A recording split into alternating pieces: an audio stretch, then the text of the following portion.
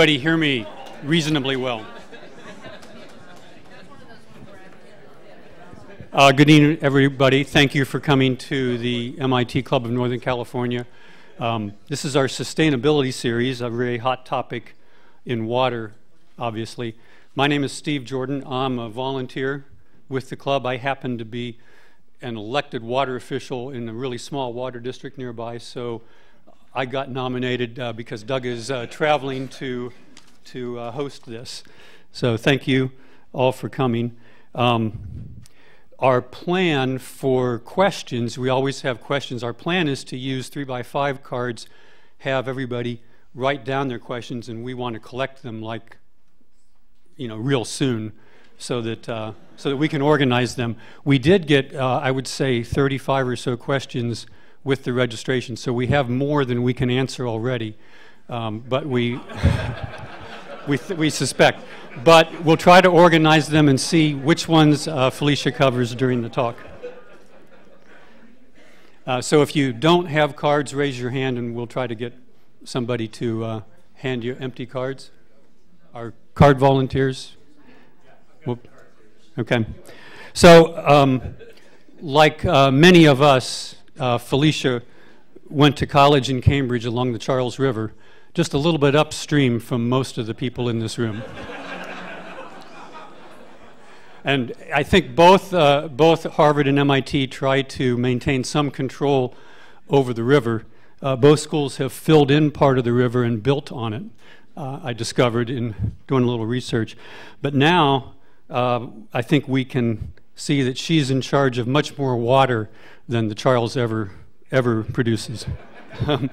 She was appointed by the Governor Brown to the State Water Resources Control Board, which is a mouthful, in 2012, and appointed to be the chair in 2013, just in time for the drought.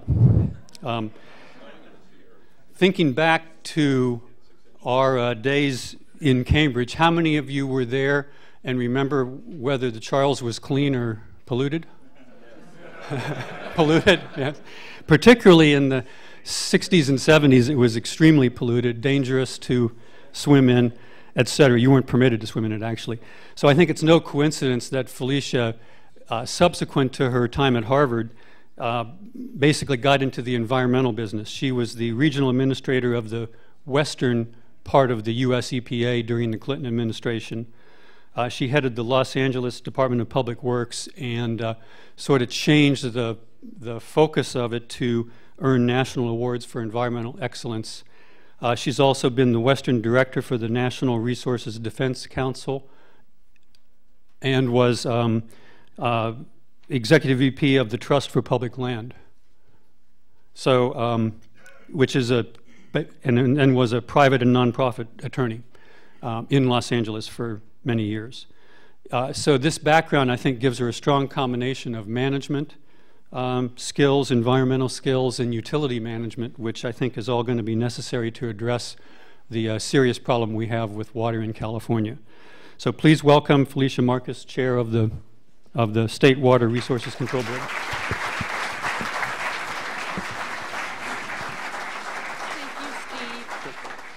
Thank you. Good evening. Hopefully this will work. Let's see if I can do this so that I have my notes. I have notes. It's in your interest that I have notes, because then I say less. Let me get to mine, though.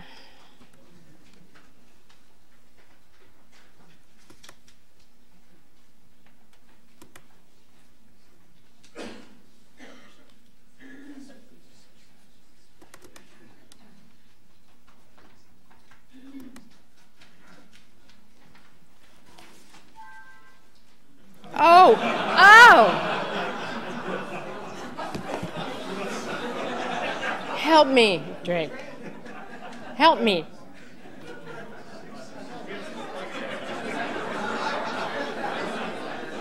Okay, I see the power source.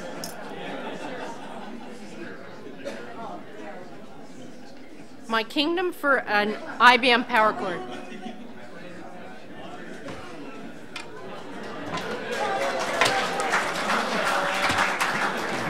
Hi there. Sorry. It was fully charged. Thank you. take very long.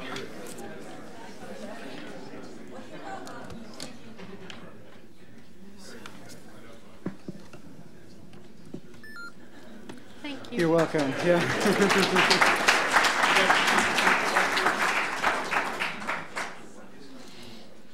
It actually would be really great if I were giving a talk on energy. Don't you think that would have been really that would have been really fun? But we did make it rain, so that was good, which is always good. That was always nice. No, I have to say, I was thinking about Stephen's introduction, and I really do have this weird.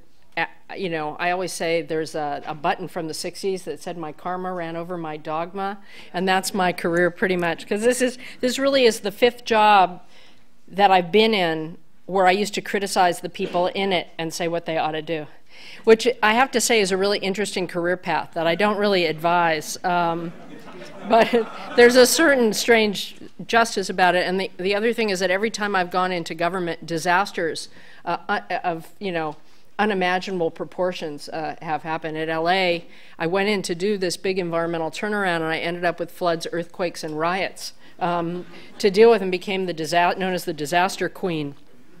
I won't talk about the political disasters when I was at EPA, but here the drought started very shortly after becoming chair, and I thought, you know, like what? It's hard to know, but it's a challenging time. So I'm very happy to be here, and I'm so impressed and pleased that so many of you are here, and I had great conversations beforehand, so I know it's an audience with a lot of interest and opinions, etc. So I'm thrilled to be able to be here. What I'm going to try and do is cover a lot of ground. So I know for those of you who are very clear on Toastmaster rules, I'm going to break them. I know that. I just want to tell you because people usually afterwards tell me that. In a very loving way, though. So I'm going to do a lot of slides to just try and give you an overview, and you'll see why, of a few things. As the overall setting of California water in that big picture is something that's very hard to get, and most people don't know.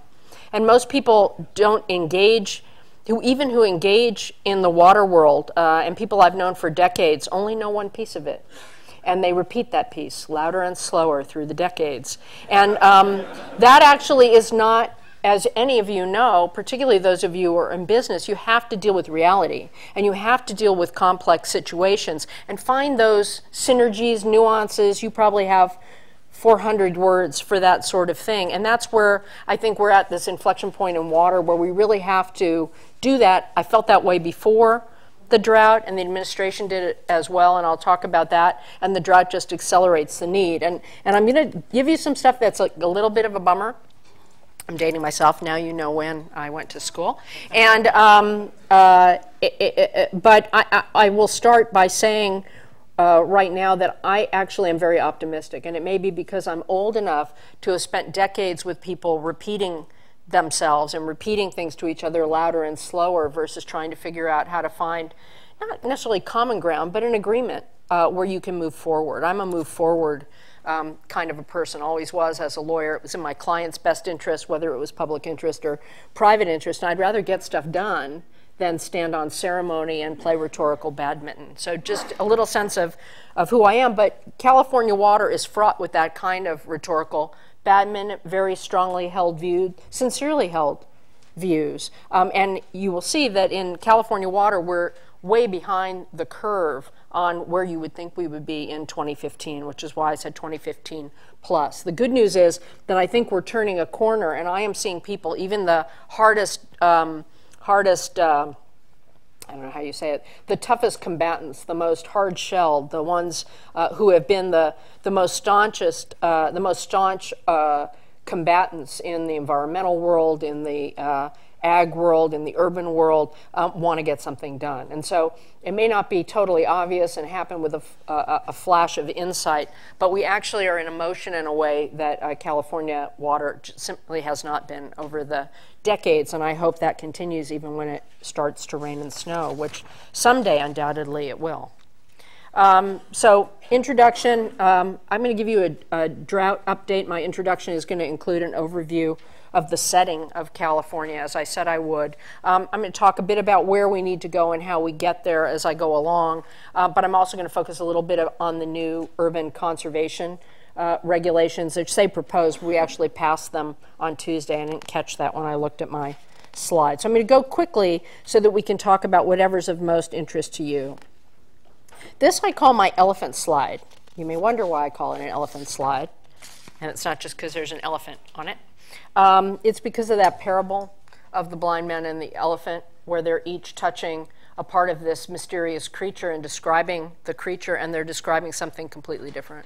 And that really is what the dialogue about California is like all over the state, and even in rooms of people who have been engaging with each other over the decades in a way that's far more palpable than anywhere else. I've worked in air, I've worked in water, I've worked in toxics, I've worked in land use, I've worked in a lot of arenas, but it is very much the case in California. So I'm in a bit of a mission to give people an overview, and this is just a bare overview of some of the moving parts, in some ways just to arm you in conversation when people come and tell you that there's one solution to California water.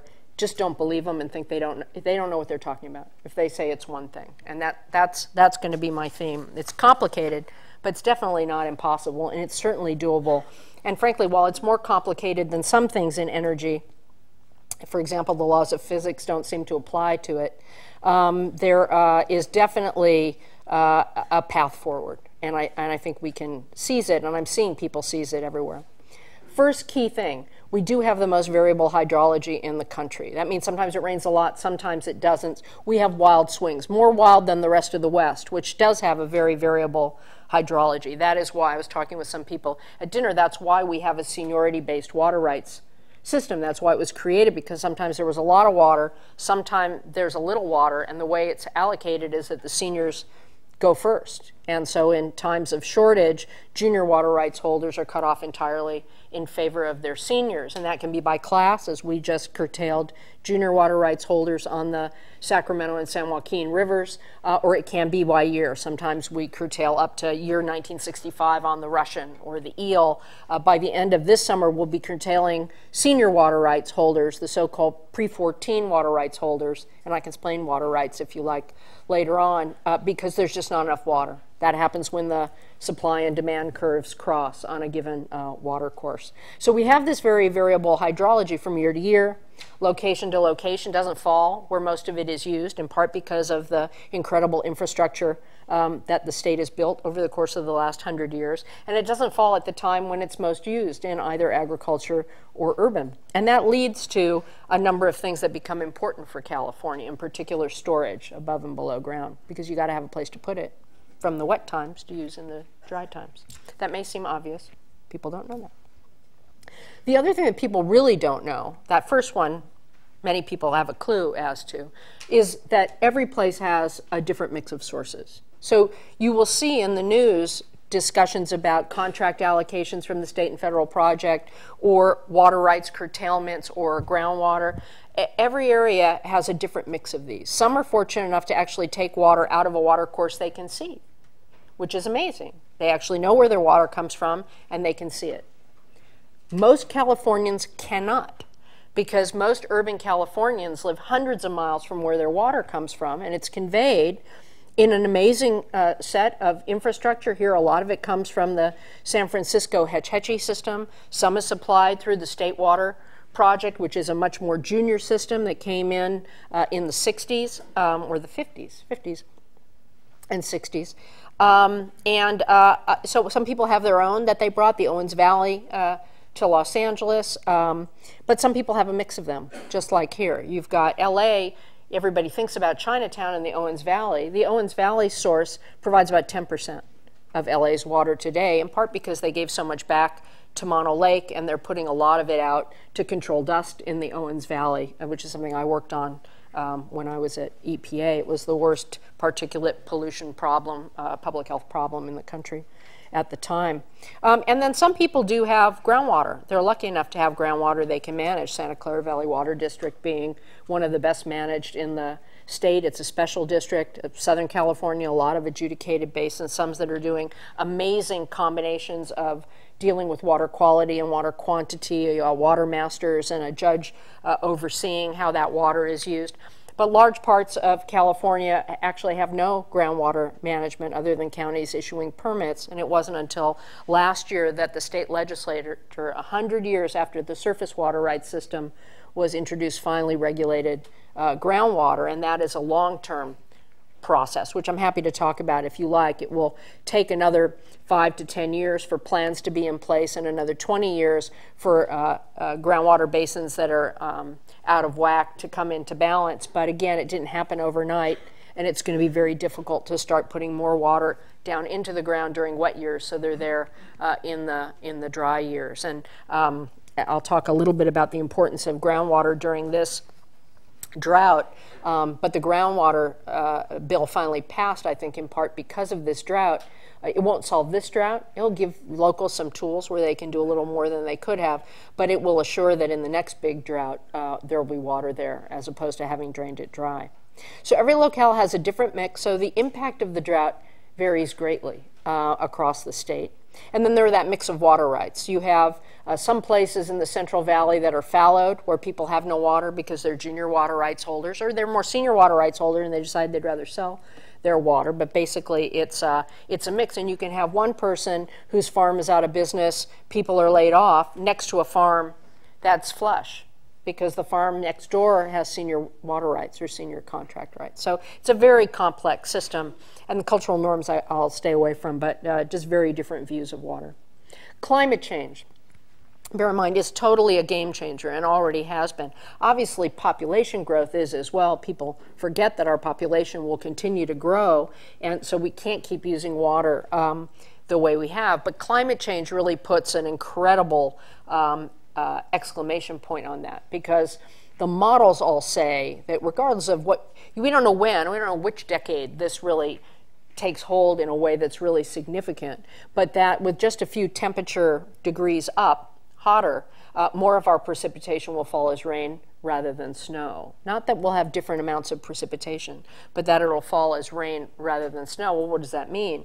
That means we won't have our snowpack, which is what we're experiencing in this year's drought, and which is why the drought is so much worse this year than last year, even though some of our reservoirs are actually more full than they were at the same time last year. And that's because snowpack accounts for about 1/3 of the storage system in California, where it falls as snow and it melts out slowly during the spring and summer, and it refills those reservoirs and it replenishes those surface water. So we're going to lose an additional 1/3 of the storage we have, and we're already storage short. It puts a highlight on why groundwater management was a state interest and why the governor pushed so hard for it. It was always the third rail. In the 90s, it was a word a government official could never even say without people going crazy. But it just is essential, because the only way we can use it for storage is if we manage it. And that 20-year, 10 to 20-year time horizon hopefully will give us a shot at being able to really use those basins for storage when we really need them, because they are the only thing that can approximate the loss of snowpack in size. We may build, and we probably should build, another couple of dams, but they're a drop in the bucket. They'll be helpful to some people, but they're a drop in the bucket compared to the vast reservoir we have underground, which we don't see, so we don't think about it. So all very important. So it just demands that we change business as usual. And then, of course, as you can imagine, there are a mix of solutions depending on it, particularly in the urban arena, but not exclusively. Conservation, recycling, increasingly stormwater capture is becoming a very big deal. LA has massive plans. They've already spent $500 million they tax themselves to dig up concrete to capture floodwaters when it rains, to get it into their groundwater basin, to green their city, and also to pick up pollutants along the way from a water quality standpoint, and they're planning to do a heck of a lot more. Desal in appropriate circumstances. It is the most expensive thing we have out there right now. It's not as expensive as towing an iceberg or building a pipeline from the Midwest, as many people write to me about. But it's the most, well, it's understand, it seems like a big solution. But those will take decades and cost a lot, and nobody's offering at the moment. Although I did get an offer for the iceberg today in my inbox, but I haven't read it. I'll read it. Maybe I just haven't thought this through as carefully as I should have. But it could happen. But desal is expensive. It has environmental impacts, energy, but also on marine life. And yesterday my board set the first standards for the marine protection, both for intakes and outflow, apparently in the world, which I did not know. And that sets a level playing field for desal to at least deal with its environmental externalities in the ocean. But in some places it is appropriate because they just don't have these other options in quite the same way. San Diego, for example, doesn't have groundwater basins to speak of. So they have grand plans for recycling, they have grand plans for stormwater capture, they don't have a place to put it. And so they're banking on desal for just 7%, very expensive water, and indirect potable reuse of recycled water. And we're going to be getting regs out for that sometime next year.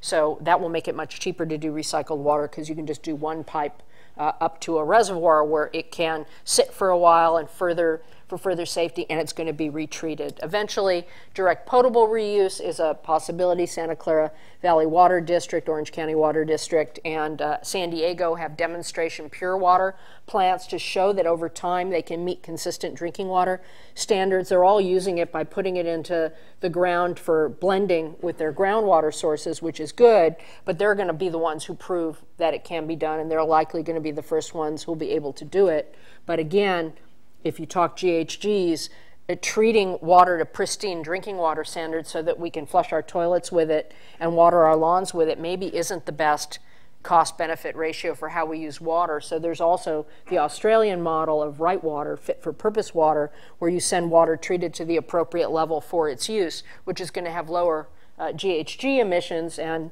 other things, and it will cost less in some ways, but you do end up with purple pipe. And this area is sort of the capital of purple pipedom, along with Orange County. In LA, Orange County Water District has the greatest amount of recycling anywhere in the country.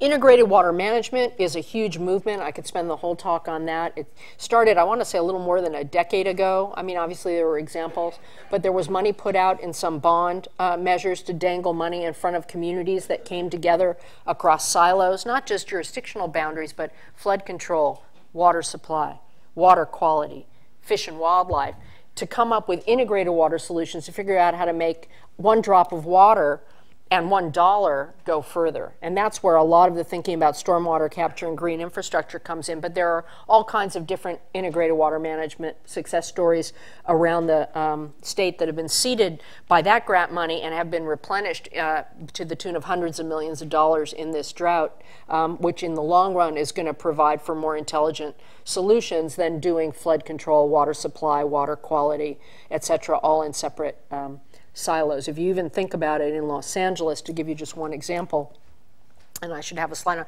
I'm spending a lot of time on this slide. I'm going to flash through the other ones, but this is the wallet card that I've given people. A group called Tree People had a guy who was one of those tech-savvy guys who cashed out from one of the Silicon Valley firms, and he, was one of those people you hate who retired at 30, and he came. I'd never heard of one of those when he came down. I was at LA Public Works at the time, and he helped them by putting together a computer model where he took the economics of what the flood control district was spending, the LA DWP was spending treating the water.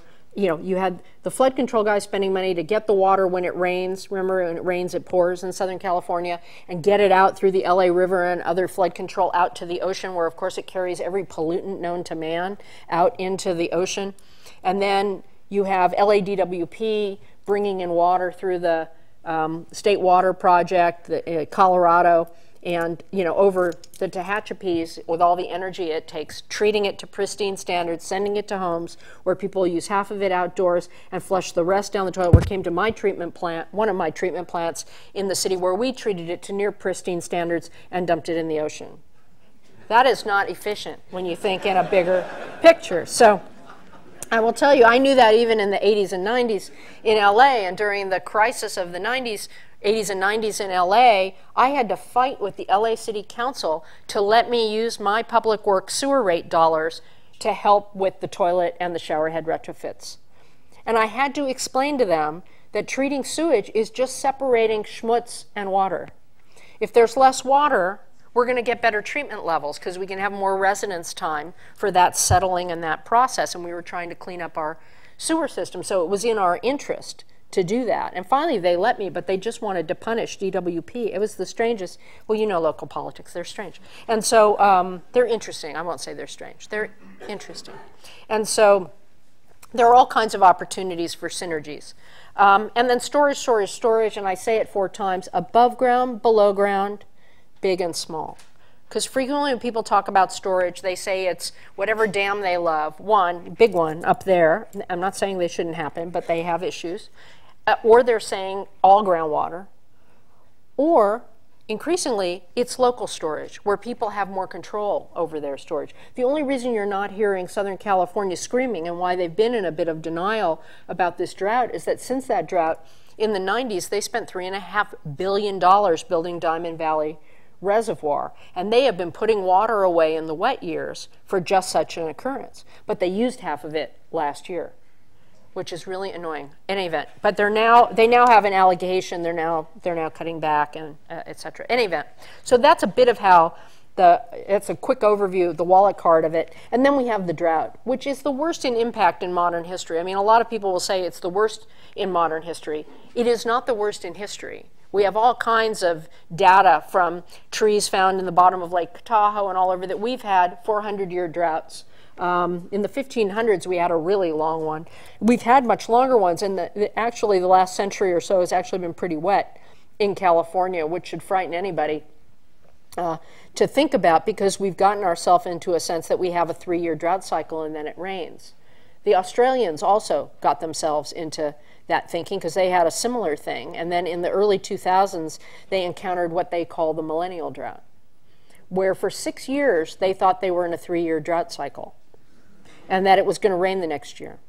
And then at the end of the 6th year, it rained a little bit. And they thought, oh, hallelujah, it's over, we made it. And then they had the 3 worst years yet. And so their advice to us has been conserve, conserve, conserve early, because then they hurled money at desalination plants that have remained mothballed because they're more expensive to run than to do recycling and gray water and green infrastructure and conservation. They're still running in Perth, which is the driest area, but in Perth they also do recycling and groundwater management. They actually have groundwater basins there. We're lucky because we have a lot of groundwater basins. Australia doesn't have as much to use. And so it's a little bit frightening. So it may be the 3rd worst in precipitation, but again, so when people talk to you and show you a chart and say it's not the worst, we have millions more people than we had the last time. We have more irrigated farmland dependent upon each drop of water precisely because ag has become more efficient in the last few decades. Ag has doubled production for each drop of water. I mean, they haven't put that water back somewhere. They've used it to produce more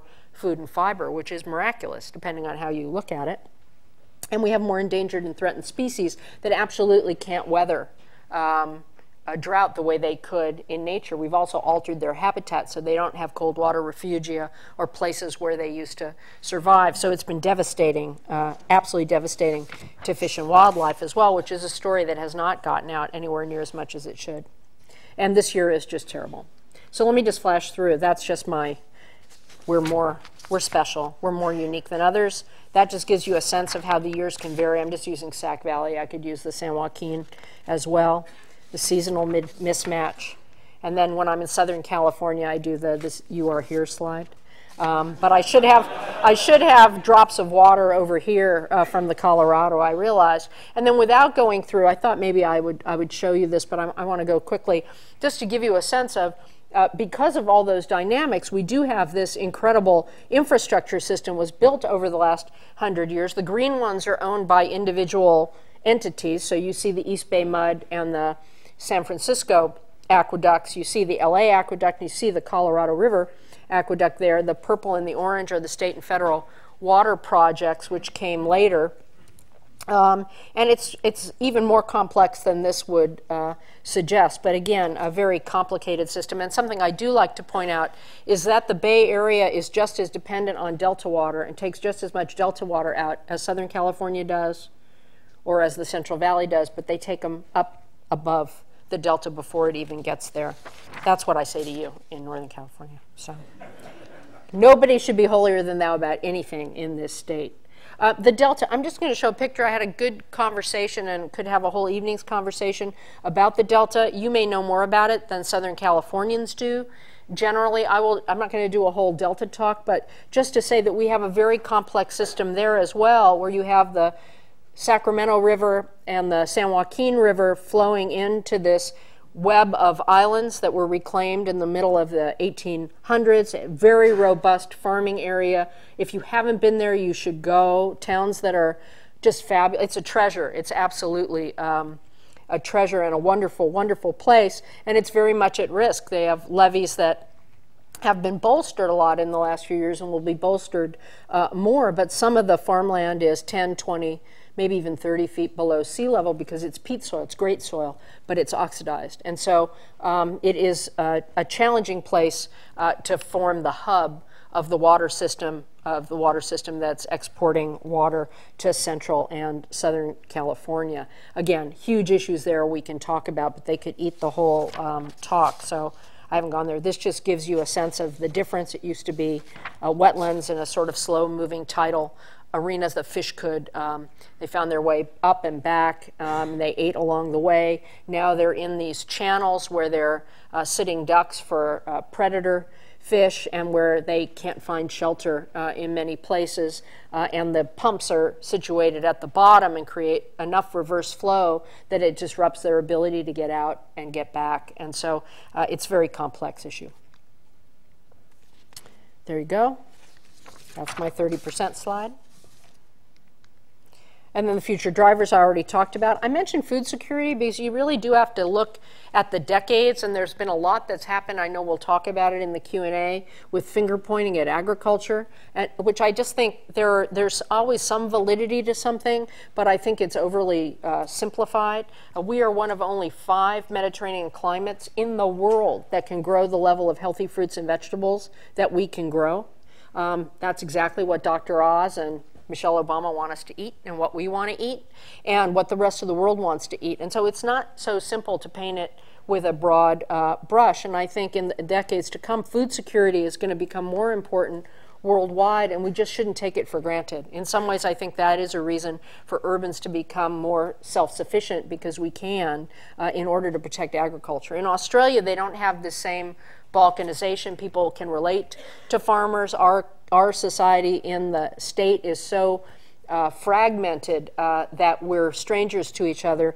And I really think that's not the right way to think about it. I mean, in some ways, we all have more connection to a Delta or a Central Valley or a Central Coast farmer than we do to the guy next door that's overwatering their lawns because we're getting our food from them. But again, we can take that for granted because it shows up in the supermarket or the farmer's market in a way that that we'd end up as a society not valuing, just as we don't value water because it comes out the tap. It is a miracle of modern civilization that in urban California, people can take their water for granted. That is not true in small rural parts of California where people can't count on getting safe, clean drinking water out the tap. And if you ask me what our top priority is as a board, it's fixing that. And the water program was moved over to us just last July in order to help make that happen.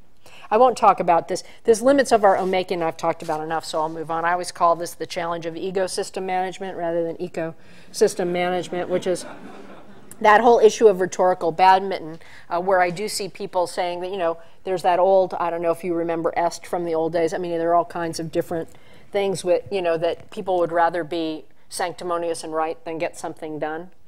Very true in the water world a lot of the time. And so I see that as really the big limit. And in some ways, that's why I left the water world for 7 years to go to the Trust for Public Land, where people did land deals. You had to work with people you didn't get along with. You had to make compromises to make something happen on the ground. And they knew how to make a deal. And it was just wonderful to spend time with folks who knew that. It's even nicer now to be back in the water world because everybody thinks I'm so valuable because I think that way. Drove me nuts at the time. I always say it's hard to be the Princess of Peace when you're pissed, and I was getting pissed. Sorry. Are you allowed to say pissed? I can't do it on the radio, but can I say it here? I'm being taped. Oh, well, I don't know. Sorry. Sorry. It's Ben Franklin, you know, it's sort of one of our great thinkers. And I always love this beer as proof that God loves us and wants us to be happy. But that's actually not the right Ben Franklin quote for this, which would be, when the well is dry, we know the worth of water. And that's exactly what's happening now. The dialogue about water is more intense than it has been in decades. And that's a moment, I think, to be seized. I've already said most of this. The snowpack we have right now, I think it was at 8%. You may have seen the news where the governor went up April 1st, and there was dry ground where there's usually snow. It's the poor guy who does the snow measurement, Frank Gierke, was like, he looked like Gandalf, you know, with his staff as he was walking. That guy, Frank Gierke, is a really cool guy, actually, I have to say. He's like Lucy Jones, you know, the person who always comes on after earthquakes in LA. But in any event. So there are just a whole host of issues, I think I've said. And then Australia and climate change, I've already said. There's this third worst last year. Again, nothing to have a party about. There's the snowpack, January 2013 to January 2014. It looks pretty much the same way now. We had a dusting of snow, as you know, not that long ago. It's melted. Apparently, I just heard we're having a dusting of snow up there now with this little storm, which is great, maybe even 6 inches, but it's not going to be enough. It'll help somebody or some critter, so it's great and welcome and lovely, but it's not going to change the drought. That's just if you like graphs, another one that's depressing, so I'm going to keep going.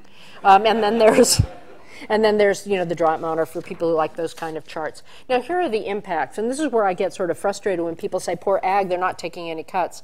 Ag was not in the 4th executive order that the governor issued.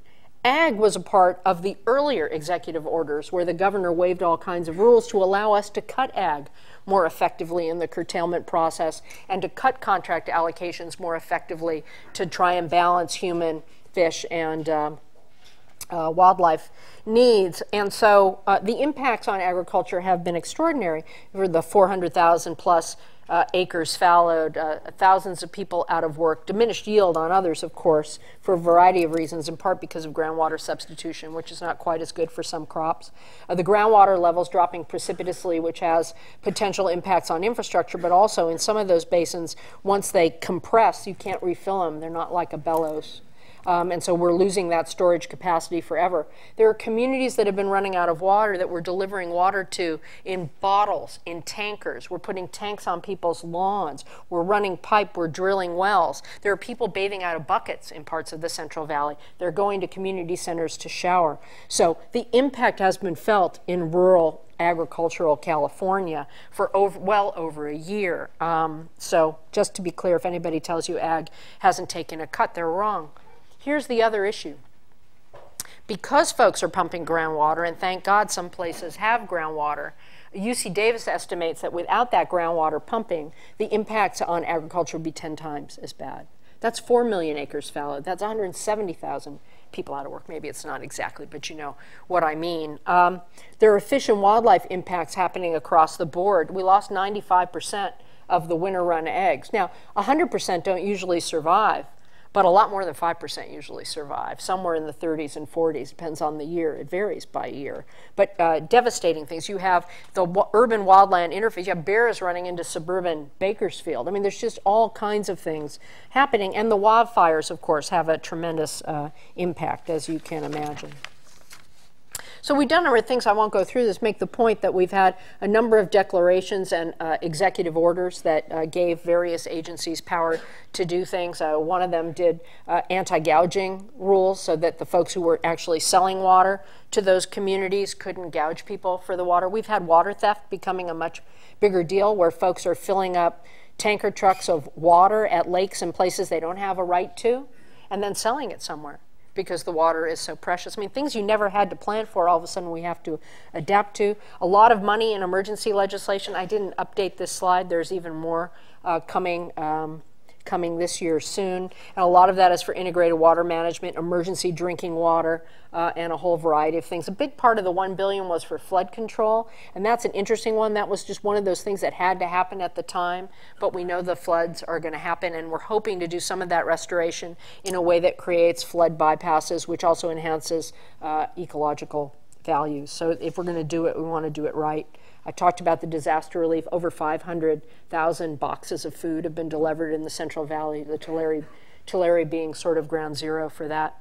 I won't get into all the federal-state coordination, but I'll just say, having worked on this in the 90s from US EPA, when part of my whole job was to be the social worker between the warring factions, and that was just the federal agencies with each other, federal agencies to state agencies and with stakeholders. It's way better. We've all stepped on each other's toes by mistake at one point or another, but it's a finely honed precision machine compared to what the usual is. So people have really stepped up. We have frequent calls, weekly drought task force meetings. I'm part of the small drought task force of about 4 or 5 of us, and we've been traveling around the state, meeting with county officials and others and trying to solve problems. But there's a group that meets, a much bigger group meets in Sacramento every week with the governor's office to make sure everything keeps moving. I talked about the contract water allocation cutbacks. It's, I think, at 20% now on the state project, 0 on the federal project for the junior contract holders. The senior settlement contractors are getting a fraction of their contracts, although they never really get 100. Some of them get 100. They always talk as if they're going to get 100, but they're not going to get 100. But it's there's a long story to that. But they're getting their shortage numbers of 75 and 50% in varying places. And then we've made adjustments to water rights permits in order to make it so that we're not, you know, the projects are junior water rights holders, but if you put it in storage when you had a right to it, it's kind of senior to everybody else because it's not, your seniority is on the natural water flow. And so we've had to lessen some of the fish standards on that so that they're not going to empty the reservoirs in a time of drought to help spring fish, but then lose salinity control in the delta, which that water helps with, or not have any water to help with temperature or attraction flows for the returning fish later in the year. Again, juggling absolutely terrible, terrible choices. We've done the curtailments I talked about, but we're also thinking about adding supply. I talked about the ROWM money, a number of things our board did over the course of the last year: low-cost financing for recycled water, streamlined permitting for particularly agriculture and outdoor uses, and then we're on a very fast timeline to go to indirect potable and a feasibility study on direct. There's a website called saveourwater.com that I commend to you. It's way better than it was in years past. It has really good data on it. The Department of Water Resources and the Association of California Water Agencies have done that as a joint project. It's underfunded, but I keep lobbying for them to get more money, but it's actually pretty good. And there have been an incredible number of fish and wildlife rescues that you've probably heard about or should hear about. So the governor on April 1st, when it was so, that's Gandalf in the back with the red jacket. He's really a lovely guy, I have to say.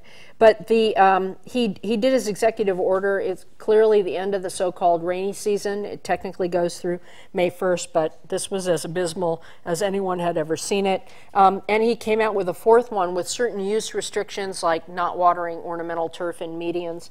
Water the trees, of course. We want to water trees. New homes can't be irrigated except with micro drip, and we put those into our new regs. He also directed us to do regs to implement a 25% statewide urban conservation reduction in potable water use, and then also the carrots, where the DWR and CEC are developing rebate programs. You'll see in the May revise to the budget to assist with the turf removal and change out, and then appliance and fixtures, you know, washing machines, toilets, shower heads, dishwashers, that many agencies do. There were additional agriculture user requirements, and then a streamlining of these emergency barriers that some of us were talking about at dinner, but just 1 rather than 3 to hold the salinity that comes in and out of that delta at bay. I did not explain that, but I can if you're all interested. We did a number of conservation regulations, and I'm going to talk about them just briefly. We can get back to it if you're really interested. But basically, at the beginning of the drought declaration, the governor asked folks to step up and do a voluntary 20% cut. Then in April, he asked us to look at how people were doing and to consider emergency conservation regulations, and he gave us the authority to do that. We did our survey, and it came up to like 4%. So we implemented pretty light touch emergency regulations because we're the first state in the country to do it. I mean, this is generally handled at the local level, but we're in an emergency of unprecedented dimensions, and folks weren't acting, in part, I think, because out of sight, out of mind, and hope springs eternal. And there were a lot of stories out there that El Nino was going to save us. I don't know how many of you saw the more recent study that El Nino is possible. It's like, I'll believe that when I said, I've seen that movie before. So we don't, it was a terrible, terrible thing, because people were saying, why do I care? It's going to rain next fall. El Nino is coming. And then when the predictions were really revised, that story wasn't covered anywhere near as much as that. The initial burst of a story is never corrected in equal measure, and that really had an impact. So we had relatively mild requirements. I mean, it was a big deal. I'm not minimizing it. But we basically required urban water agencies to adopt the level of their own drought contingency plan that got to mandatory outdoor irrigation. Because people use in residential California about half the water they use outdoors. In some places up to 80%. And they don't realize it. People don't realize that they're watering the 3 feet under their lawn. They're watering the sidewalk. It's just, people don't think about it. But in fact, it's probably the biggest use of water that doesn't actually have a functional purpose. There's much overwatering that you can't even tell the difference. And then there's the issue of having lawns look as lush as St. Andrews when we're in a drought. We talked at lunch about it's not that easy to kill a lawn. It's easy to get a lawn to go brown or golden. It's not that easy to kill it. So people can actually cut back and put it on life support without killing the lawn. It takes a little bit of work. You got to change your controllers. You got to think about it. Maybe you water by hand. Maybe you water the brown spots by hand. If you have trees, you still got to water the trees. So it's not the simplest thing in the world, but that is the lowest hanging fruit for getting quick reductions. Changing out toilets, fix all that stuff, but it costs money, and not everybody has money, and not everybody has access to a rebate. And a lot of agencies, at least in Southern California, have already changed out the lion's share of their toilets and their shower heads, or they have change out upon ownership change. So we did that. We did some specific use restrictions that apply to everybody, the things like not using a hose when a broom would do, not using potable water in an ornamental fountain without a recirculating pump. Kind of common sense thing that send a message. We added some in March, like hospitality regs, where restaurants have to ask you if you want water before plopping those glasses down. Again, is it a massive amount of water? No, but it's water, and it's unnecessary water if you don't want the water. And it takes more water to wash the glass than it does to put the water into the glass. And then hotels needing to give you the option of not having your towels and sheets washed every day. That can be an enormous amount of water, particularly in communities that have a lot of hotels, etc. And we gave some local agency ability to levy fines. Again, that got all the press, as if all of a sudden you're going to get a $500 fine on the first infraction. Obviously not the intent, but that was the story that folks keep coming back to over and over. And I think most importantly, we required monthly reporting of how much water folks were using, what the water production numbers were for the community, and an estimate of residential gallons per capita per day. And I mention that because this becomes important in one way for the new regs. Residential gallons per capita takes out your commercial and industrial use. It takes out what they call non-revenue water, the water that actually doesn't make it to the household. And it's the closest apples to apples, or someone said at least it's fruit to fruit comparison between people that people can relate to. And so you can look at the level of effort in a given community and get a sense of either maybe they have a different climate or maybe they have a lower income, but generally it's an indicator of more effort over the decades or in the recent time at conservation. And we use that because it was this apples to apples comparison that everyone could see. And we had percentage reductions there. But percentage reductions can be misleading. So for example, Sacramento, and I will praise them to the skies, isn't fully metered yet. So they went long on outdoors, and they had water cops, and they had strict restrictions, and they enforced it, and they achieved well over 20% reductions in some months, and I think their average was still something like 17%, and that's without meters. But they were using 200 and something gallons per capita per day. A place like San Diego, was showing like a 1% reduction, and we're getting dinged, and I would have to say, yeah, but look, they only use 65 gallons per capita per day because they've done so much in the past 20 years. So you have to look at both numbers to even get a feel for how your community is doing, and we wanted it to be transparent so people could see on our website how their community was doing and could see if people said they couldn't do it. If you go through the list, I guarantee you, you'll find some community you can relate to that is doing better than you are. I mean, here the best is Santa Cruz. You can say, oh, it's Santa Cruz. But Santa Cruz, you know, was facing a real shortage because they don't have access to the state project, and they don't have a lot of groundwater. And so they went pedal to the metal. They're at 45 gallons per capita per day, which is under the public health goal indoors of 55. And they still have lawns. I was just there. They still have lawns, and they look okay. Are they bright green? No, but they look okay. You go into San Diego and you fly in, they're not bright green, but they look okay. So that's not the end of the world.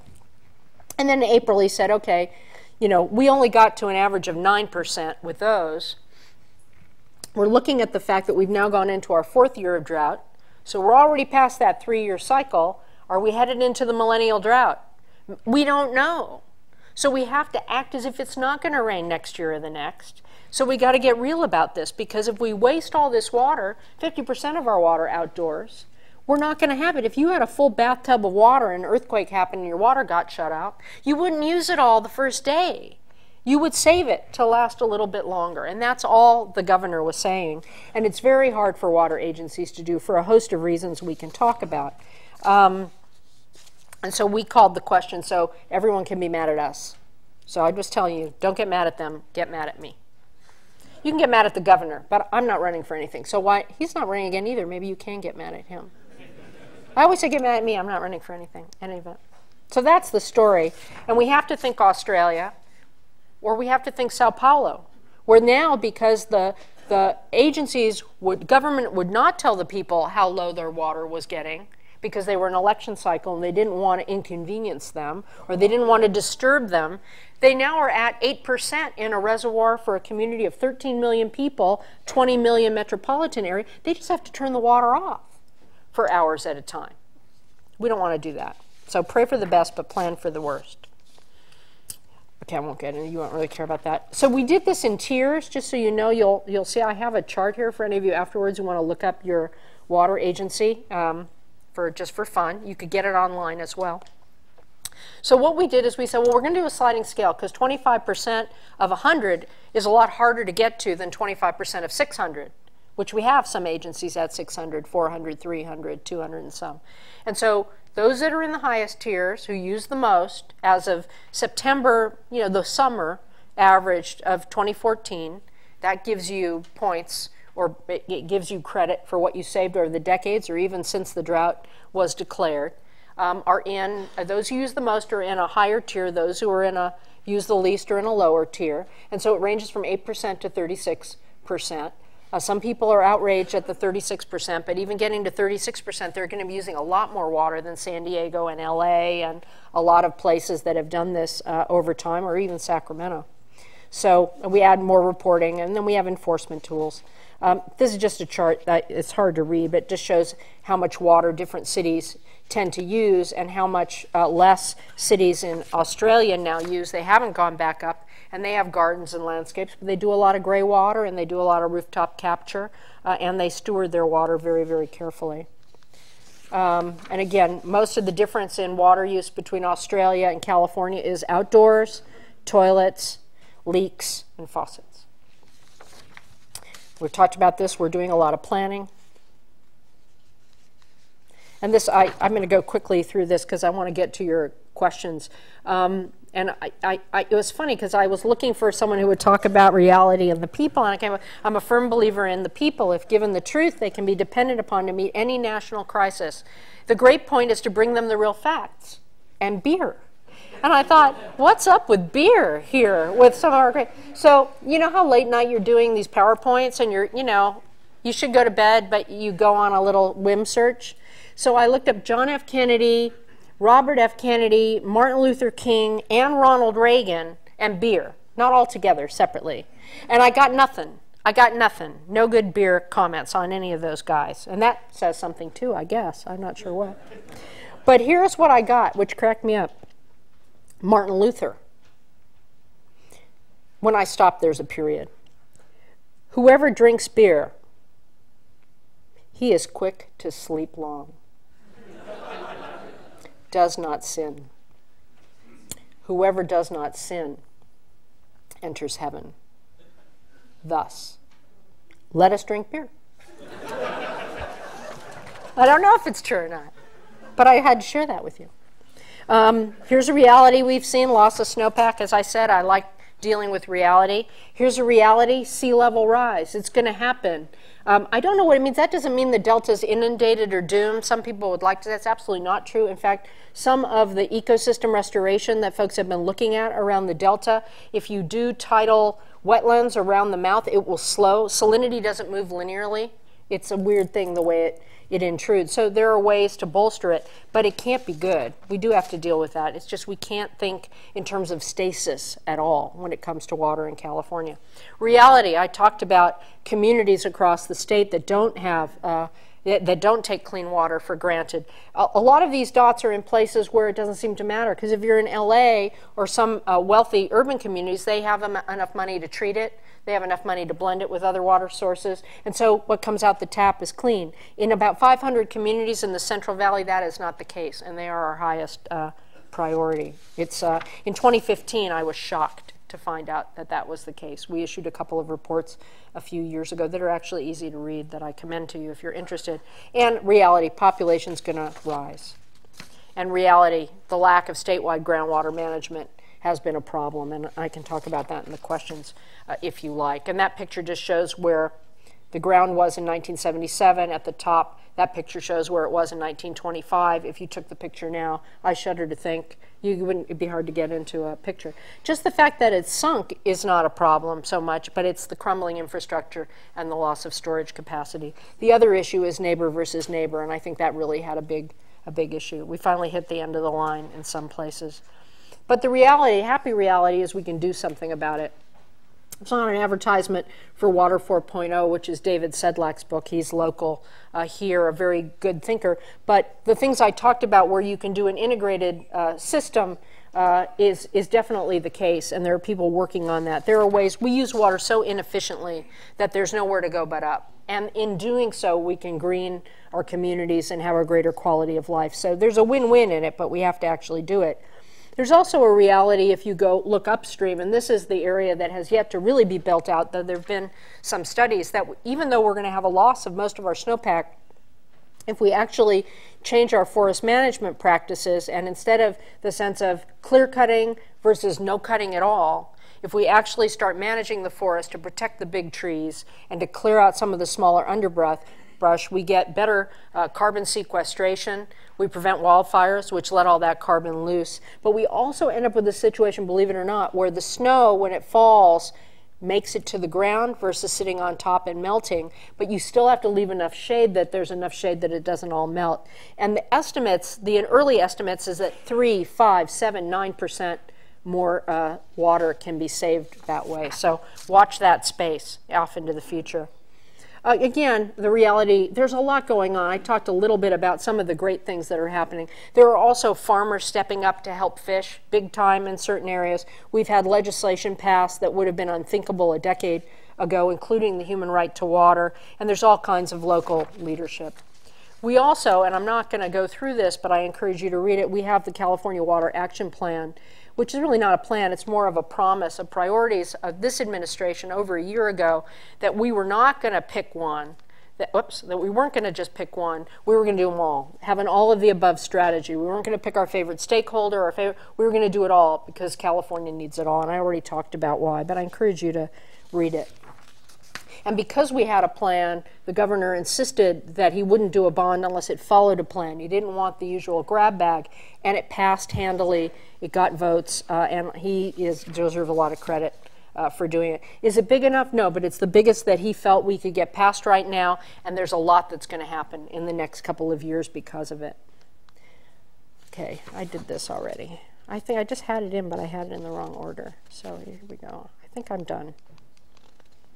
Those are our priorities. I'll stop. LA, massive goals to cut their imported water in half in 10 years, and to do 20% on a very low threshold, and then how do we get there? And again, this is about the ecosystem management I talked about. It's ag and urban, it's ag and ecosystem, it's north and south, it's the delta and the projects, it's agriculture and safe drinking water. We deserve and can have it all if we bring the right attitude to it. It's inevitable that finger pointing happens, people want to blame, people want to jockey. That has not gotten us anywhere. What'll get us there is trying to focus on reality and figuring out how to make it all work as best we can together. And I know that's a tall order, but we can rise, I think, to that occasion. And with that, thank you, and I'm happy to answer questions.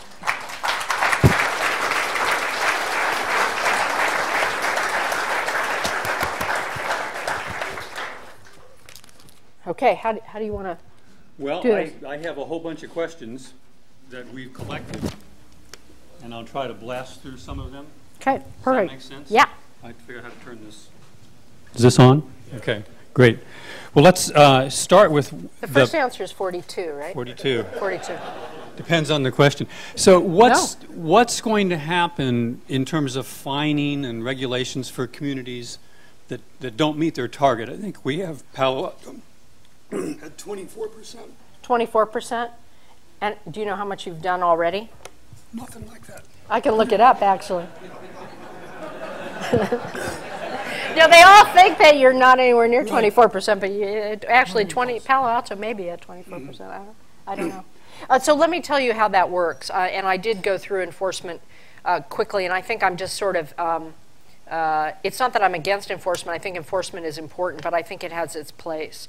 The best thing is to have engagement, both for the water agency and its customers and for us and the water agencies. You start with education, you start with engagement, you start with conversation. And so what we're going to be doing with the agencies is, obviously we have this monthly reporting. We also are going to have a bunch of work group to work through some of the issues that we couldn't get to in the short period of time we had to work through the regulations. But we're going to use information orders to have people report to us if they're seem to not be meeting their numbers. Well, what are they doing? What kind of rate structure do they have? What are they?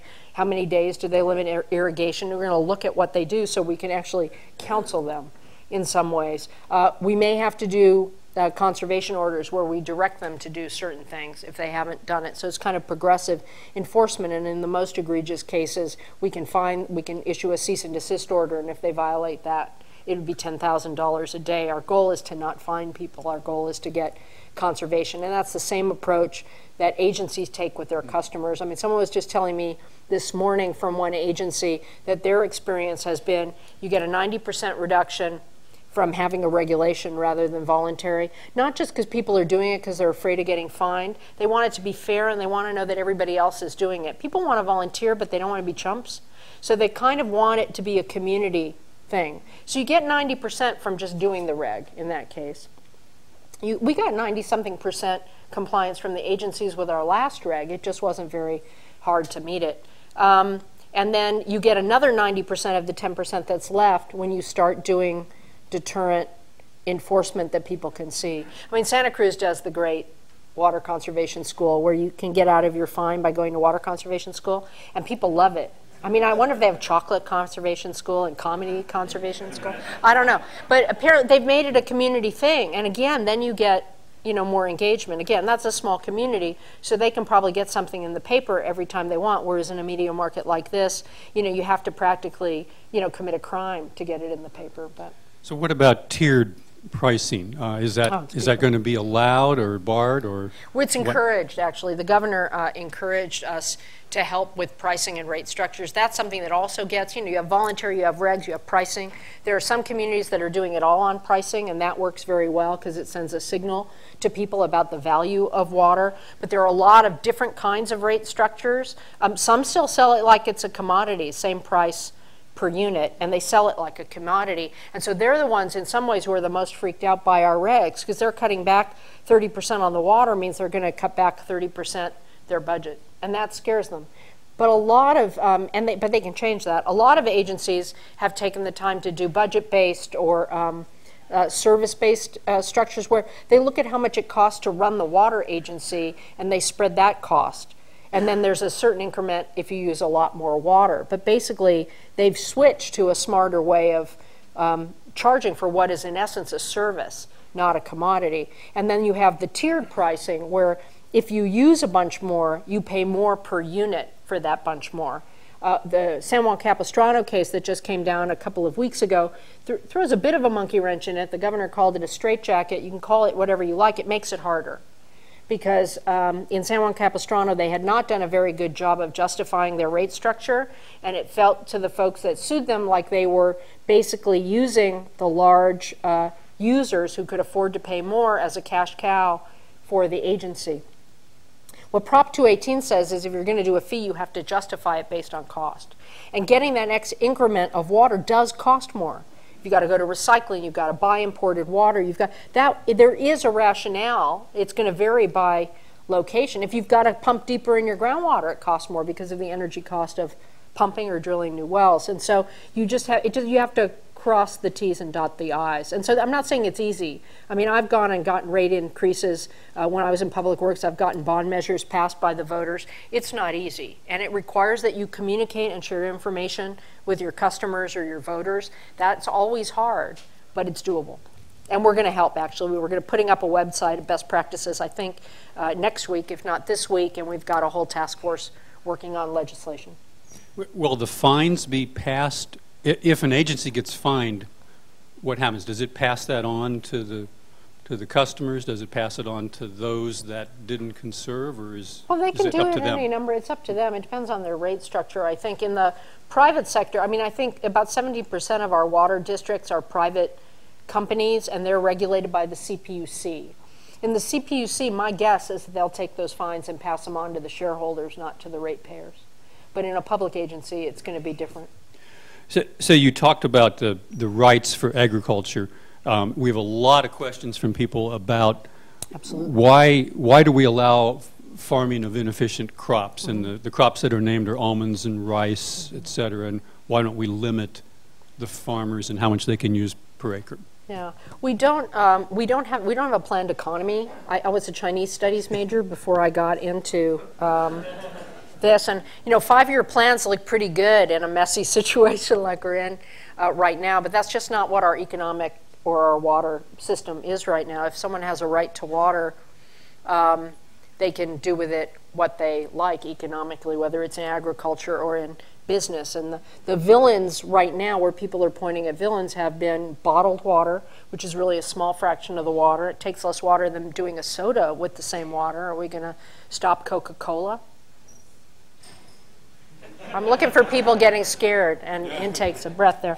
There are issues to have issues with bottled water. It's useful for a situation like this, to transport it around. It's useful. I was a camp counselor, very useful to carry it around. We're delivering it to people who don't have water otherwise. It has some value, but it definitely is overused, and people are spending money on it who have perfectly clean water at the taps. But I know those 500 communities that don't. So just to villainize bottled water doesn't make sense. Almonds, 1 gallon per almond. Well, you got to look at the whole list. Broccoli takes a lot.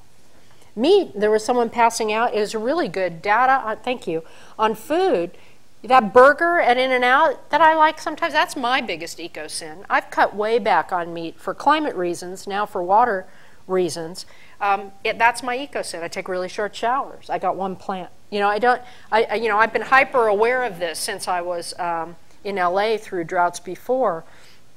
But that's a lot. Ice cream, like ice cream?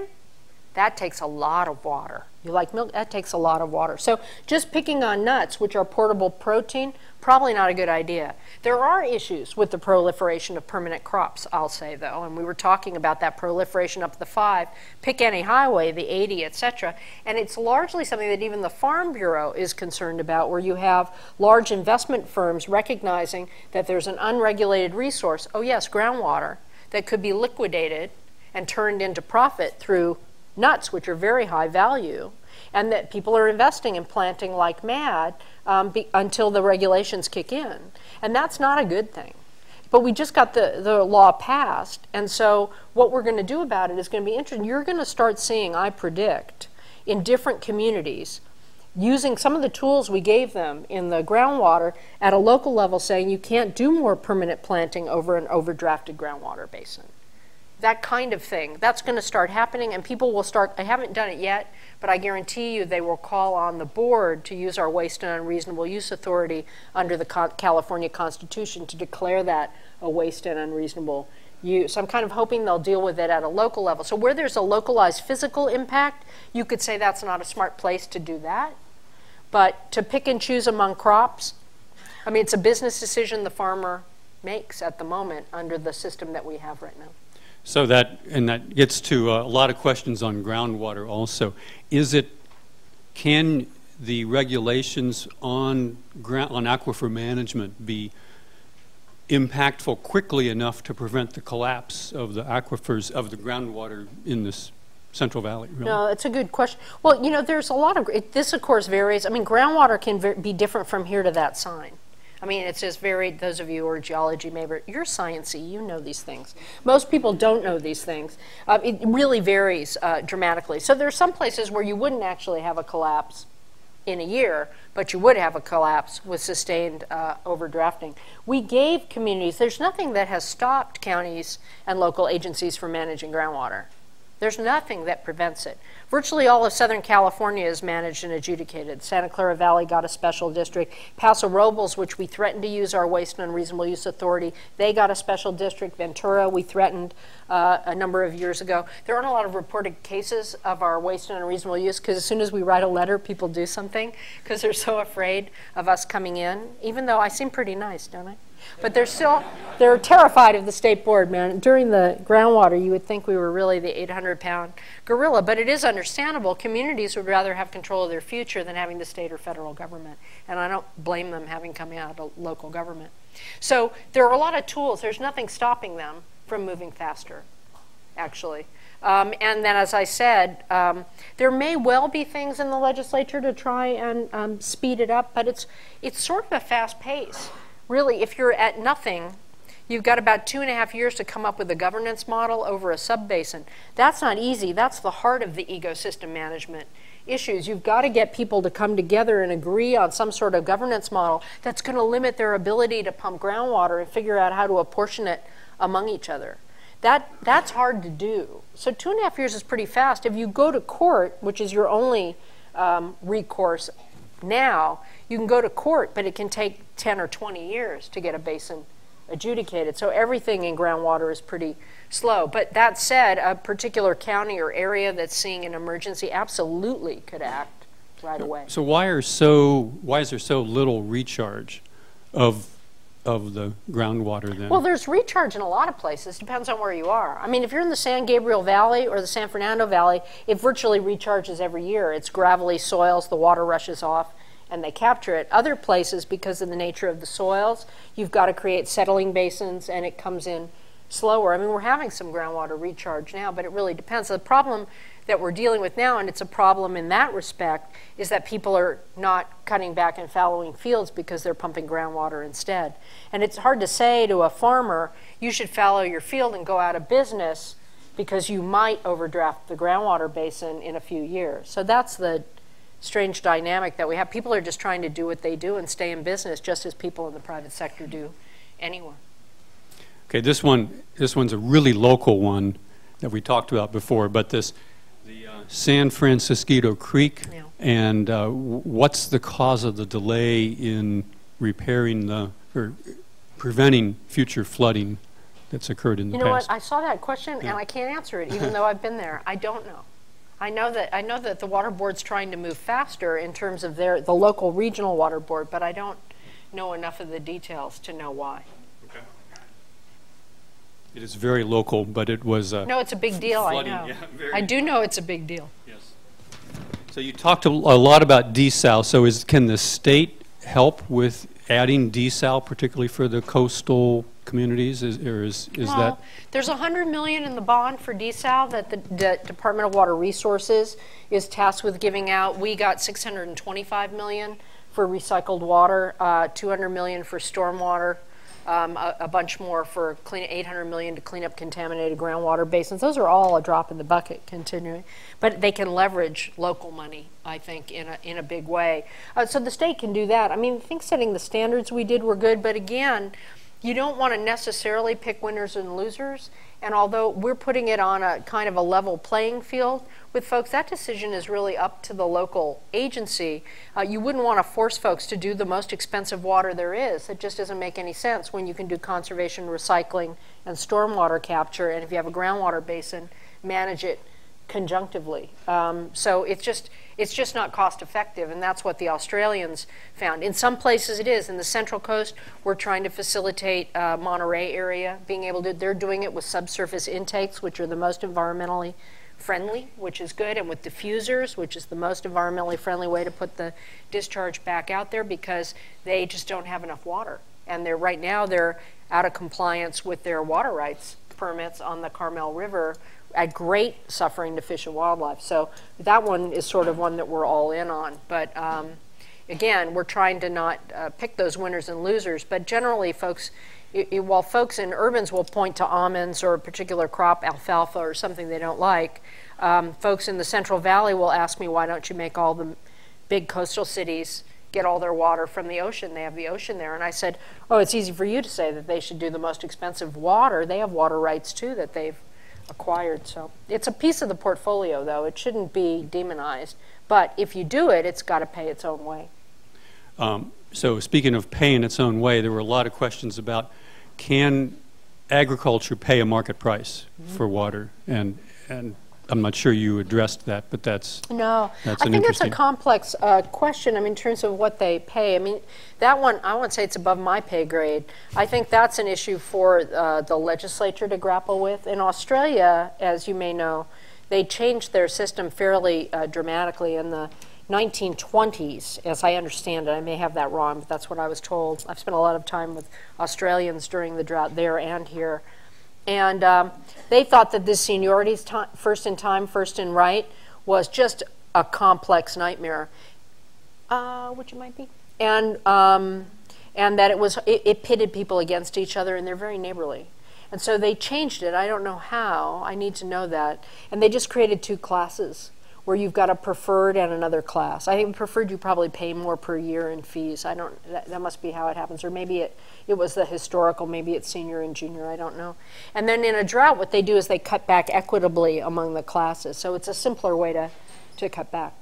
Then in the 90s, they thought, well, we actually need to understand how this works. So they spent the 90s, they reorganized themselves, which they can do in a parliamentary system more than we can.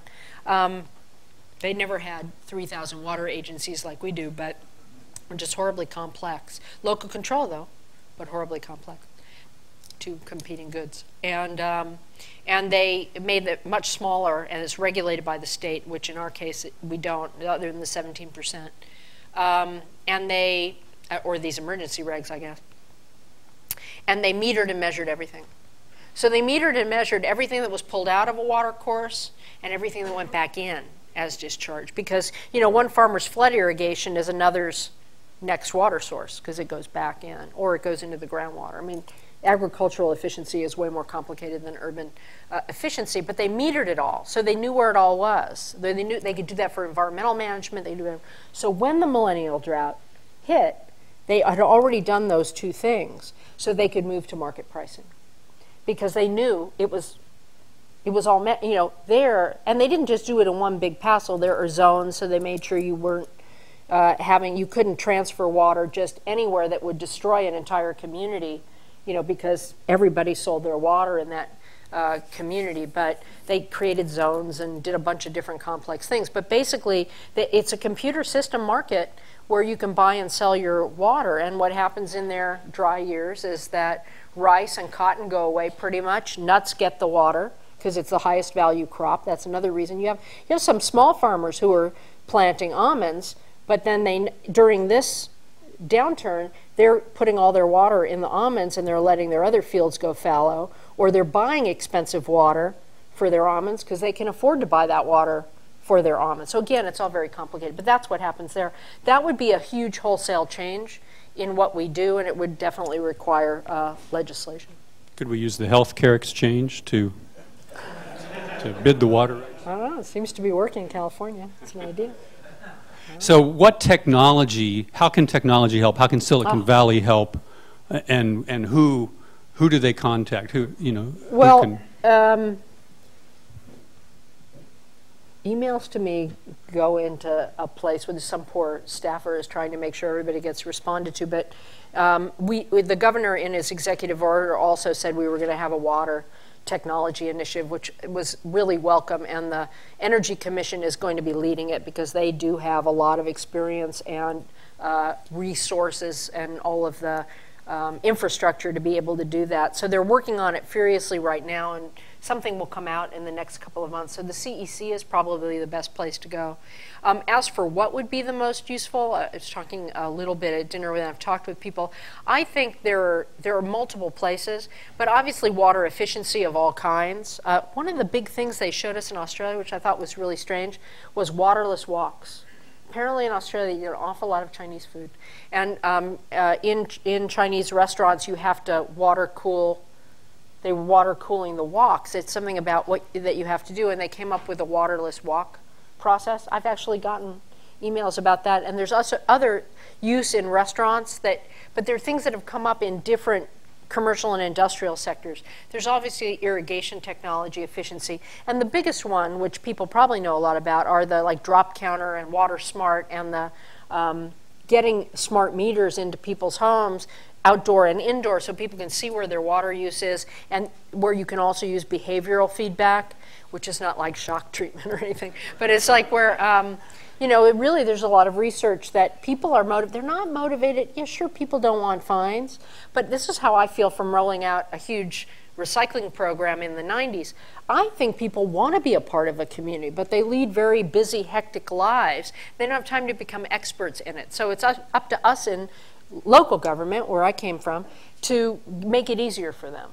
And so anything that gets them the information on which where they can understand where their water use is coming from is really, really, really important. And anything that can help retrofit those fixtures and appliances where you don't have to think about it. Each flush is just it's a better flush because it doesn't use as much water. And now those toilets aren't as bad as they were when they first came out. They work pretty well. All of those technologies, I think, are important, as well as in agriculture. I mean, I, again, was talking at dinner with, it's amazing to go back to ag after 10 years out of that part of the water world.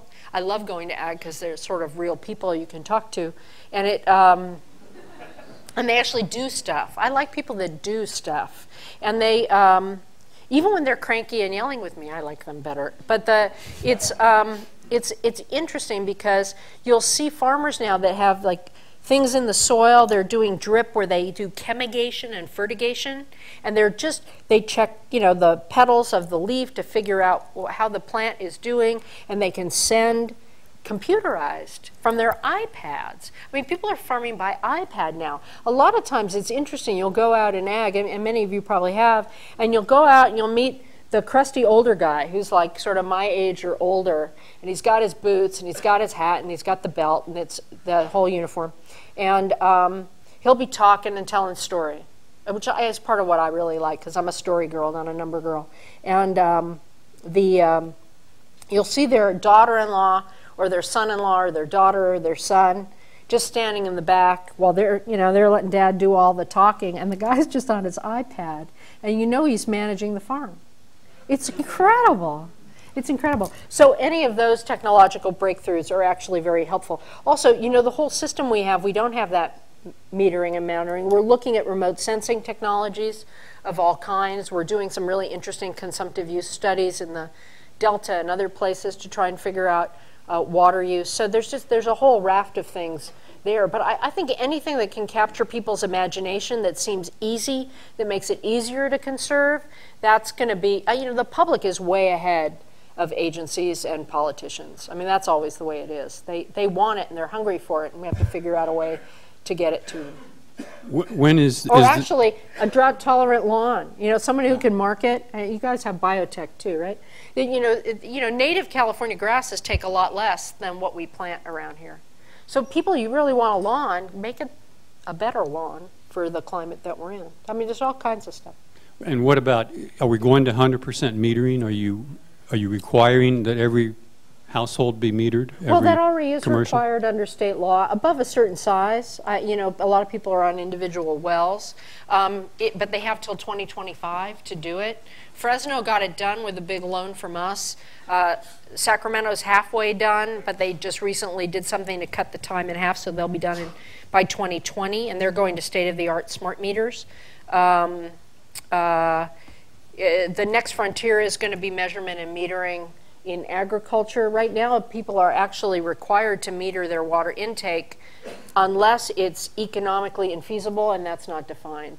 So we may well define that this year, and we may move to the kind of metering orders that other states routinely use. So like if a community doesn't meet its reduction and it's in the 200-gallon rather than 50-gallon, you could order them to install. Oh yeah, we we probably could do that, but again, we're trying to avoid ordering people to do things that cost a lot of money. I think we would do leak audits and fixing leaks first. I'm very leery of I want to help communities. I'm leery of telling a local government how to charge for water, and the meters are pretty tied to that. So that might not be the first place I'd go. I mean, all bets are off. Each year we go, that's another dry year. Other things that seemed off limits will be on limits, and people will be mad we didn't do them now.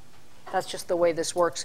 We're going to be wrong whichever way. We're just choosing to err on the side of caution by taking the big step we're taking and really pushing or supporting urban agencies into doing what they can do now, because we really don't want to be Sao Paulo or Australia. But there's a lot more we could do, but we're trying to tread gingerly through that. Do you know how much new storage is needed? I mean, is that all something the storage we can get, really, except, you know, you can't, I think groundwater is a storage resource we already have.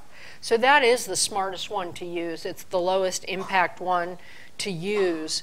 And so we need to get that together. But I was a big supporter of Los Vaqueros being raised back in the 90s when the word storage was seen as anathema in the environmental community. That one has all kinds of benefits for this community and others in terms of being able to share water.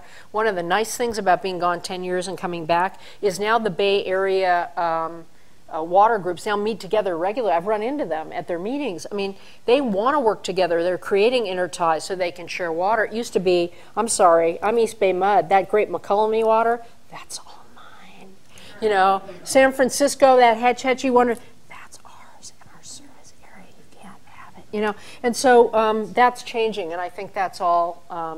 I think that's all to the good. Raising Los Vaqueros again, my money's on that one being the first one to get money because they got a project, they know how to get one through. I think we approved that one in 6 months last time, and at least in our permitting little piece of it, and they're going to put up money for it, so they'll have a match. There are a lot of big dams that you hear people talking about.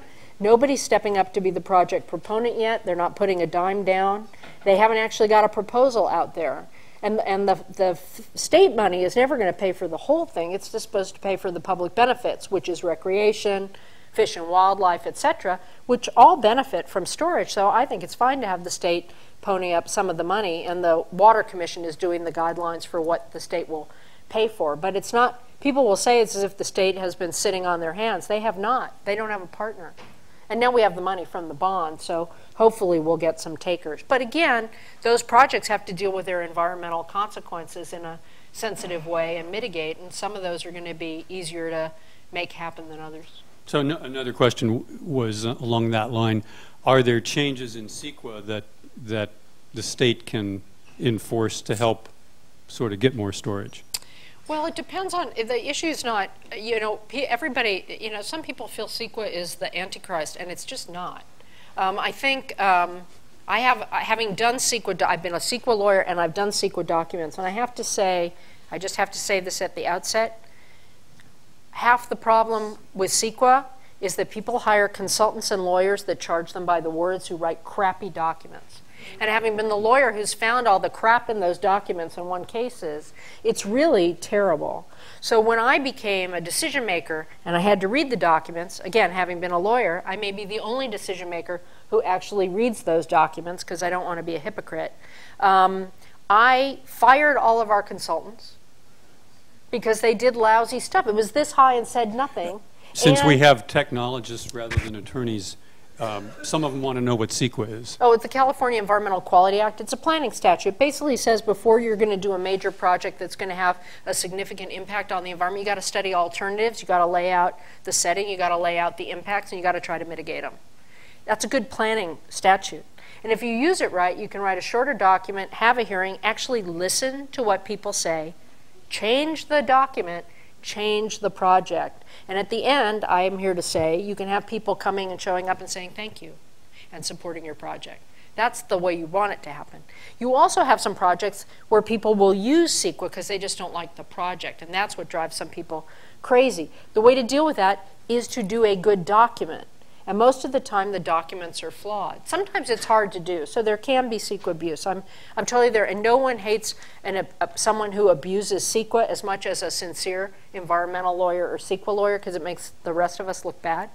But there have been exceptions all the way through under these executive orders to allow us to do a number of things, the barrier. So, and you haven't heard the environmental community screaming. Why? Because they are narrowly tailored to deal with an emergency.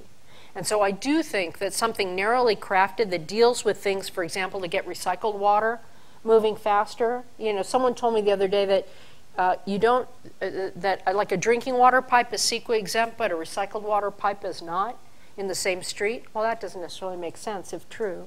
So there may be some narrowly tailored things that the legislature may think about or the government may think about to try and help aid recycled water projects in particular. But a big dam, that would not be the thing to waive CEQA for because its impacts are so significant. Okay, well, that covers sort of...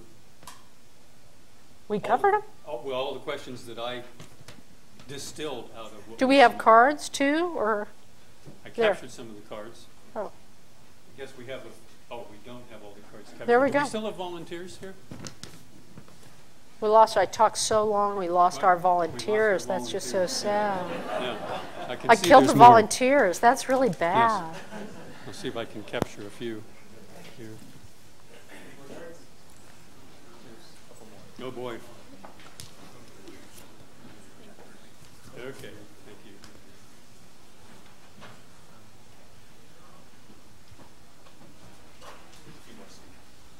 Okay, well, I'm going to I'll start handing them what you...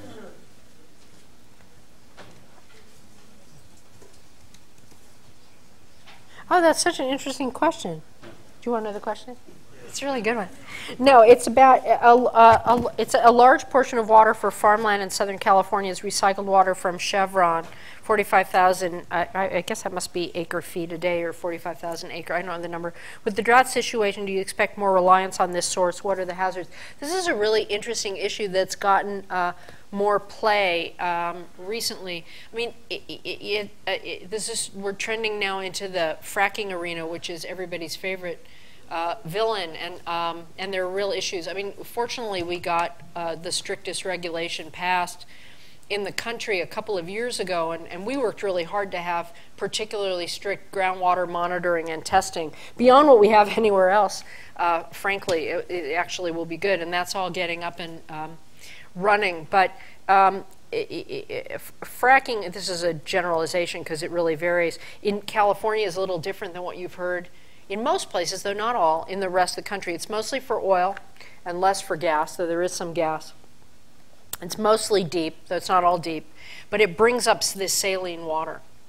And that water is then recycled and used in their processing. So it uses less fresh water than fracking in other parts of the country. It still uses fresh water, but much less than folks think. There also are there's a lot of fracking, or just oil and gas, it's not all fracking, but oil and gas, where they actually do treat their water and they send it to nearby farms, largely in Kern, Lower Kern. And there was a report recently that had all kinds of chemicals in it that you wouldn't necessarily want in the water that goes to the plant. Now, there are issues where you have to figure out the uptake, et cetera. From what I understand, from what I read, and this is even from one of my staff, it meets the standards where they've tested for it, but it's definitely an issue that should be looked into. Because again, you know, our standards are set at a certain time based on the issues as we find them at a given time, and so that's why we're constantly readjusting our standards. So the answer is, I don't know the answer to this, other than that it's something we need to look at. I don't think people are not taking untreated oil and gas waste and using it for farming. And again, soils munch up particularly hydrocarbons incredibly well. It's actually a fairly good remediation technology. But again, the devil's in the detail, and something we absolutely have to be looking at a lot more closely. I don't know the answer. I didn't actually know the issue until I saw those stories that came out. So that's just in the last couple of weeks. Demand side, where's the sharing of best practices, e.g. farms reusing water after washing fruit? That's a good one. Or restaurants rinsing plates with compressed air. That's a very good question. And someone was asking me what my biggest problem in the drought was, and I said it was communication at all levels. I mean, just getting information out to be able to communicate to the public is big, but even being able to get best practices in a place where people can use them is challenging. The Department of Water Resources is actually the repository of water efficiency. They have a whole unit there. We're doing the regulations because we have the board and we have the regulatory authority to do this with public hearings in a way that's a way to do regulations. They have a lot of expertise, and we've worked with them. But these, especially these commercial examples, I don't know where they are, and so that's another good idea. SaveOurWater.com has more ideas for individuals, but less in terms of, there are ag practices that folks have access to on websites and the like, but I don't know about in the industrial area, so that's actually incredibly good suggestion. Okay. What is the water board doing to decrease water wasted through agricultural overwatering and inefficient irrigation? There's a whole set of requirements, the DWR, the Department of Water Resources. We generally don't regulate this stuff. We do the water rights system, but there's a law that requires agricultural water management planning. That I worked on the 09 legislation, so I know enough to be dangerous on it, and it does require farms above a certain size to have ag water management plans and report sort of their water use and what they do. There have been monies through USDA and the ag department to help people with putting in drip systems. Basically, a lot of times people don't put them in because they can't afford them, because they're on the margins. Some of the more junior water holders, some of those big industrial users, whether it's the Resnick Paramount Farms or a lot of the farms in Westlands, they are the most efficient farms in the valley because they're junior water rights holders in part. But DWR monitors those ag water management plans, and they are required by farms over 25,000 acres. The governor's executive order, where he ordered us to do the urban conservation regs, he brought that down to 10,000 acres. And then in our urban conservation regs, we created a path for commercial agriculture in urban areas to be taken out of that baseline, so you wouldn't be completely smashing the economy of just these strange anomalies, particularly in San Diego. But we said they had to do an ag water management plan in order to take advantage of that, and the local agency had to put conservation requirements on them. So we're doing a little bit on it, but it's mostly at the DWR level. So this, I'll condense this one. You said desal is more or less too expensive on a large scale, but how affordable is it compared to high-speed rail, let's say? That's. I have no idea. Different buckets of money. different issues, different buckets of money. Okay. Again, it's a local issue. That's why I'm supportive of San Diego. They decided that was water security. Adding that to their portfolio was how they wanted to spend money. I think water security is worth a lot. So it just has to play by the same rules. By the local agency. Yeah. How is the Bay Delta Conservation Plan impacted by the heightened drought? That is a good question, too. I mean, I don't know. I mean, the governor announced, was it this week or last week, that the Bay Delta Conservation Plan, which was this grand, massive ecosystem restoration coupled with the infrastructure change, adding a point of diversion on the Sacramento River, which is about 3 times the flow of the San Joaquin at the bottom, so that you could, when the fish were at the bottom, you could pump from the top, and when they're at the top, you could pump from the bottom. just to give more flexibility in the system, they've ended that effort because they can't get the 50-year permit from the fish agencies, which isn't surprising. It's hard for them to promise what's going to happen. The theory was if you did a lot of other things, habitat restoration, like the fish would come back, because fish do need more than water. They need food, they need places to stay, to hide from predators, etc. And that restoration is critically important. And so the administration is going to do it on a separate path. But I don't know that the drought, maybe I'm missing something big, but it's probably the most controversial issue out there. And I think it would have been controversial, you know, either way, and it will continue to be controversial. I mean, the proposal, the intent of it, as I understand it, is that Fish and Wildlife is going to move very quickly to try and get projects that have been stalled on the ground. So we're actually, rather than arguing for years, we're actually doing stuff on the ground for Fish and Wildlife. And then the Department of Water Resources will try and get permits from the Corps of Engineers and from us to add that additional point of diversion, which requires a modification to their water rights permit, because water rights permits are not just for amount, they're for time, place, and manner of diversion. That will be an evidentiary adjudicatory hearing that will take many months in front of my board, where we have to find that it won't hurt other water rights holders and it won't unduly hurt, and that includes people in the Delta, and it won't unduly hurt Fish and Wildlife, and we can put conditions on anything we approve. And so expect that every water rights lawyer in the state will be there representing every water rights, and it will be fascinating but exhausting.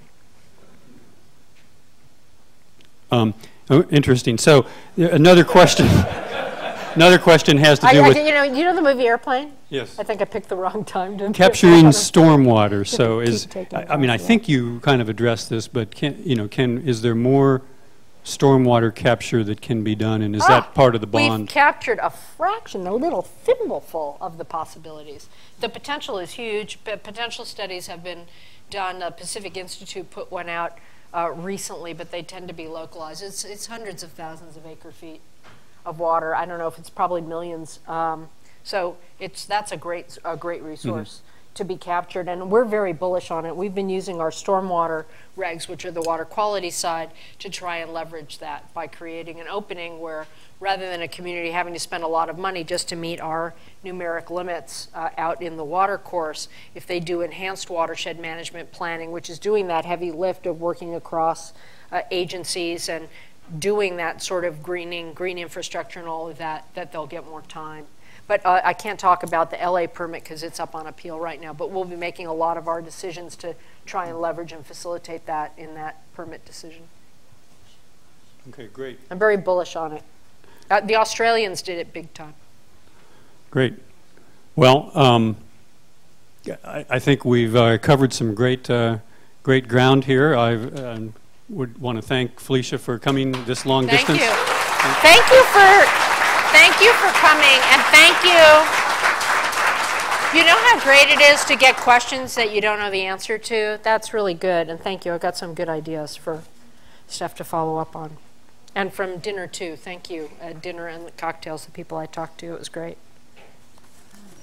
How do I get back to the MIT club? I can do it. Oh, you know. Yeah. Okay.